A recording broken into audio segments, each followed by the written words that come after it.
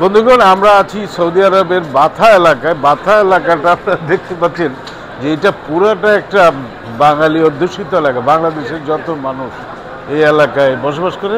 এটা কি বাংলাদেশে আছি না রিয়াদে আছি কিছু বোঝার কোনো উপায় নেই। দেখেন, কলা পাতা রেস্টুরেন্ট, সব বাংলা, এশিয়ান হোটেল, এগুলি তো দেখে কোনো বোঝার কোনো উপায় নাই যে এটা বাংলাদেশে আছি নাকি সৌদি আরবের রিয়াদে আছি।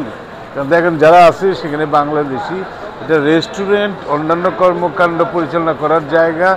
এটা আমি বোঝারই উপায় নাই যে এখানে কি বাংলাদেশি। সৌদি আরবে আছে 27 লাখ বাংলাদেশি কর্মী আছেন। তাদের বেশিরভাগ মানুষের এখানে মিলন মেলা এবং এখানকার খাবার দাবার, এখানকার চাল চলন, আচার আচরণ, পুরো একটা বাংলা সংস্কৃতি এখানে নিয়ে আসছে ওরা। এবং এখানে যদি আমাদের বাঙালিদের যদি কোনো ত্রুটি বিচ্যুতি থাকে, যে নোংরা করে রাখা, এটাও কিন্তু আছে, আবার ভালোগুলিও আসছে। সব দিক থেকে আমি বলবো যে এটা একটা মিনি বাংলাদেশ।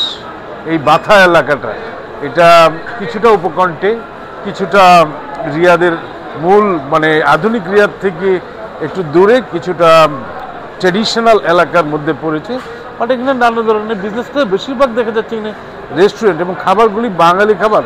কারণ এখানে যারা খেতে আসে এরা বেশিরভাগ হলো বাংলাদেশের কর্মী বাহিনী। এবং সৌদি আরবে আমরা মোটামুটি 1 নম্বর পজিশনে আছে কর্মীতে। 27 লাখ বাংলাদেশি কর্মী সৌদি আরবে আছে, এবং তার মধ্যে ভারতীয় সংখ্যা হলো দ্বিতীয় এবং পাকিস্তানি সংখ্যা আছে পরে। আমরা দেখেন এখানে নানা রকম বাঙালিদের মধ্যে নানা রকম কথা কাটাকাটি, এবং বাঙালিদের যে ধরনের